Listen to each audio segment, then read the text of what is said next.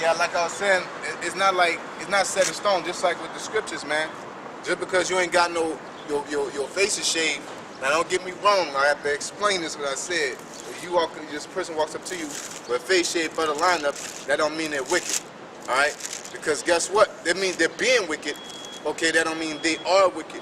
Because guess what? At a point in time, we all have butter lineups and shave. You know, at that time we were wicked. But basically, what I'm saying is, he walks up with a shaved bit butter lineup. You ain't nothing but a 2/3. Woo woo woo woo woo woo. You know what I'm saying? You can't handle a situation like that all the time. But now when a person can't come up to you dressed the same way, and you can't talk to him like that. I'll tell you the difference. When that person walks up with a butter lineup shaved beard, he don't know nothing about the truth. All right, he's inquiring, figuring out what's going on. Then you talk to him totally different. Now the person saying, yeah, I read the Bible every day, I'm gonna believe in the Lord. You know what I'm saying? And I'm coming up to, you know, ask y'all what's going on. You being wicked, man. You can come at him blunt because you know. You know? Like when you hear Elder Tahar asking, nigga, where your beard? Yeah. That question comes out when niggas act like they on the level. You know what I'm saying? Yeah, the Bible says this and there's that. Well, where your beard at? Let's get to the basics. Where's your beard? Why you got a lineup? Why you got long hair? You know what I'm saying? You trying to tell me about scriptures and all this and that, but you ain't got your beard. You got you know, what the fuck? You know what I'm saying? Now when the brother's like, you know, hey, you know what? So what y'all doing out here? What are y'all speaking on? You know, we're speaking on Negro, Latino, Native American, such and such, name of the Lord, this and that. And you say, okay, then you build on it. That person could be smoking a cigarette the whole time, but that don't mean you curse him out. You build on him and build on him. You know what I'm saying? And then you eventually get to that cigarette, but you get to the important things first. It ain't all about cursing people out. They don't feel offended right off the jump and then don't want to hear nothing you got to say. Yep. You know what I'm saying? You be like, you wicked for smoking that cigarette. But yeah, we out here for the Negroes, Latinos. They ain't trying to hear that. You put that cigarette out, man. Yeah. Only time you do it, like, you know, because you put that cigarette being disrespectful, you know, I don't like to smoke. You know what I'm saying? We personally, when you interfere in our space, we can do that. You know what I'm saying? We have to respect each other. You know, but if the person's smoking and he's out of your way, you know what I'm saying? Let me smoke a cigarette, but he's really listening. You know what I'm saying? And that's how it works. And we had a situation that happened, and I'm sure plenty of brothers had that happen to them also. Well, the brother was coming every week, asking questions. You know, okay. And then he'll come back, yeah, I looked that up, I read that, woo woo. But every time he came, he had a cigarette, you know? And then he kept on coming, then eventually I was like, you know, man, you know, that cigarette's bad for you, you gotta stop smoking. You know what I'm saying? Which you basically paying somebody $5 to stab you every day. You know, and guess what? At that point, he put it out. You know what I'm saying? Because we developed a relationship, you know? And then, you know, now when he came up, the first thing, what y'all talking about, man? First of all, you gotta put that cigarette out. It's like you paying somebody $5 to stab yourself. So who gonna stab me? You know? Like, so one of y'all want to stab me? It's whatever. Like, yeah, it went to that level. And he talking, hey. He's a knife, right? Hey, he talking with, you know, a cigarette about that old mechanic. You won't stab me, man. Nobody cares that. Ah, shit. You got that? Yeah. Okay. This is Sirach 37:15. And above all this, pray to the Most High that He will direct thy way in truth. That's important. That's essential. Pray to the Most High that He direct thy way in truth. Why would you pray to the Most High that He direct your way when you got the Bible? Because it doesn't apply. Everything doesn't apply to everything, man. The law is good if the man uses it lawfully. Basically, you're asking for the Lord to give you the spirit to make the right decisions, to be strong when it's time to be strong, to be humble when it's time to be humble. Like Paul said, I know how to be a base, and I know how to abound. You know what I'm saying? You got to have that balance. You got to know when to do it. You know? So you got to pray to the Lord that He direct your way. You know what I'm saying? Especially with things you have no experience in. That's called faith, man.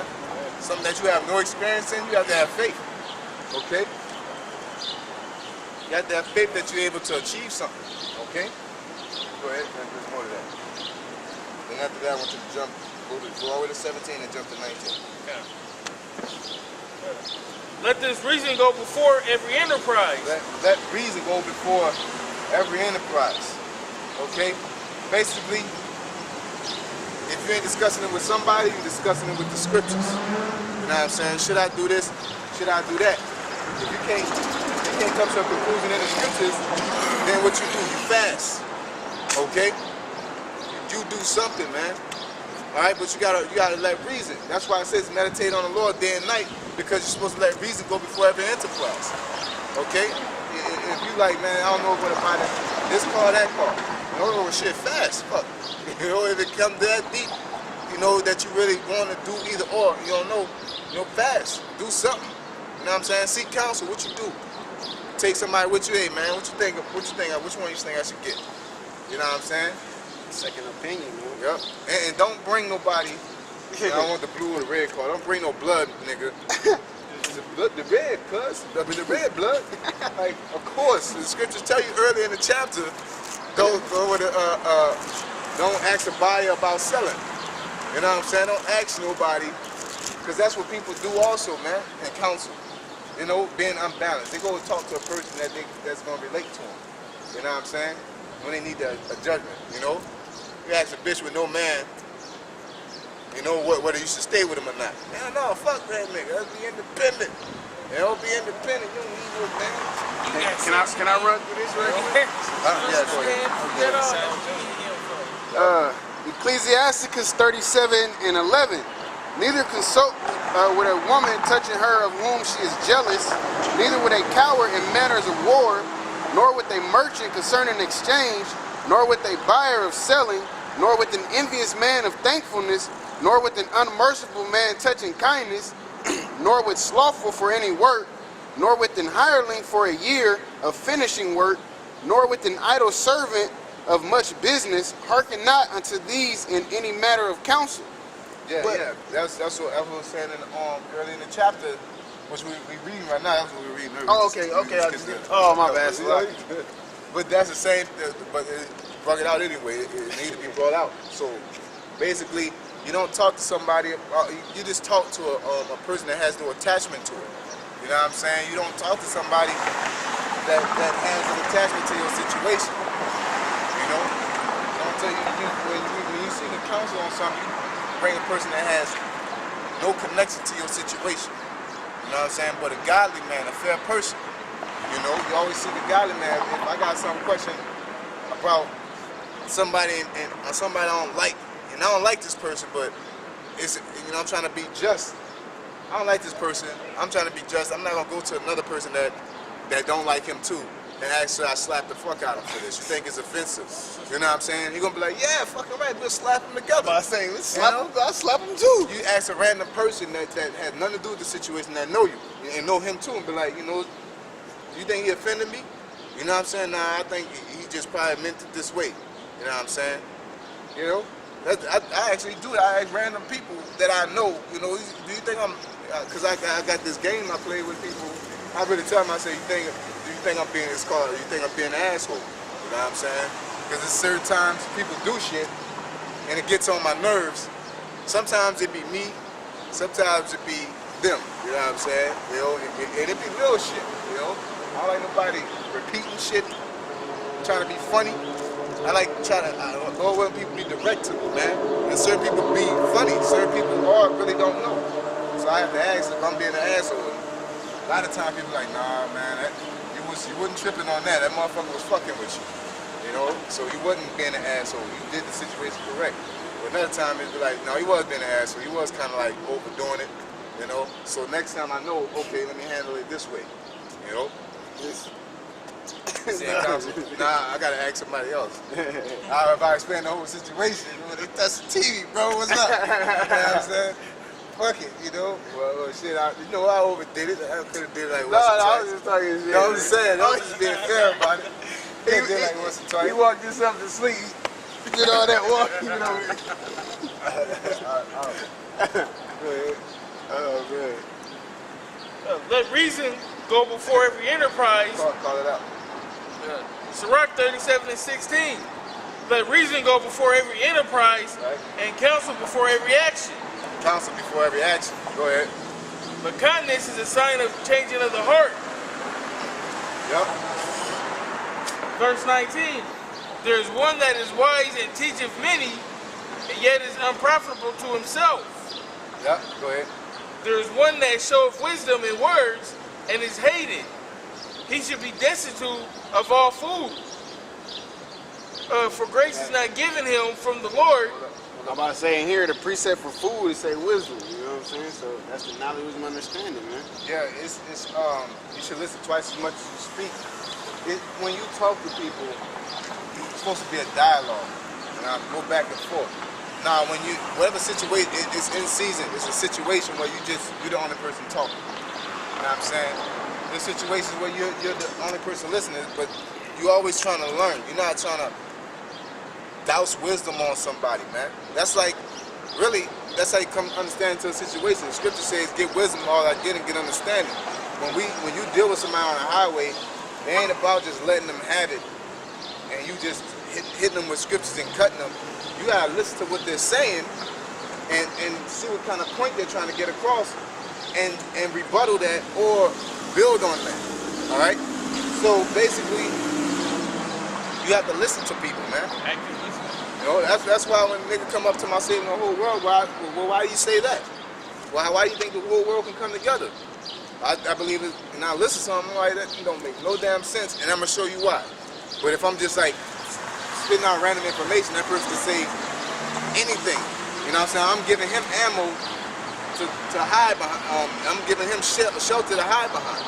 If I'm doing all the talking, you know, the Lord's gonna kill all homosexuals, and you just preaching hate. No, you know what? You know what's your standpoint on the world? Well, I think everybody should come together. Even murderers, that they ain't gonna stop murdering. You can't hide behind that because I'm going off your stick. Okay? So a man that's full of basically all that wisdom you putting out, you're gonna be destitute of wisdom. You know? Go ahead. Sirach 37 and 20. There's one that shows wisdom in words and is hated. He should be destitute of all food, for grace is not given him from the Lord. Hey, polite, man. You know? He wise in words, man. But he talk about all that he deal with science and facts and how this can't be possible with the Lord, but you believe in fucking Egyptian gods. Y'all worship like dung beetles and shit. You know what I'm saying? The dung beetle represents the sun because he rolls shit into a hole and come out and roll shit again. You know what I'm saying? That's what y'all worship. Y'all worship Egyptian God. Y'all worship Egyptian deity. Y'all can't believe in Noah's Ark, but y'all believe in Isis and Horus with the what's that shit called, the Immaculate Conception theory.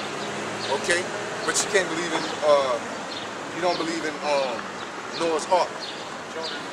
Jonah in the well, but you need somebody just getting pregnant. It ain't never happened on Earth.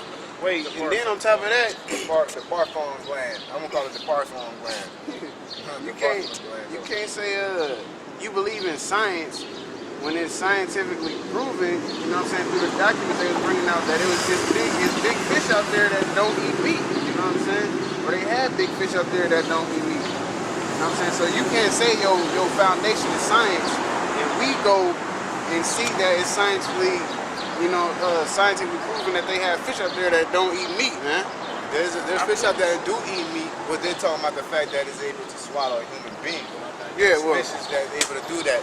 There are fish that are able to do that. You know, there's a fish that's that big, but they haven't found. But they found an archaeological tooth of it, the megalodon. Yeah. You know, that the shark tooth was bigger than a dude's hand, but a great white shark was in the center of his hand. But you're talking about a tooth that sits on the top of his whole, that covers his whole hand, compared to a tooth that sits in the middle of his hand, and that tooth is for a big ass shark that's damn near stretched from a good distance, man.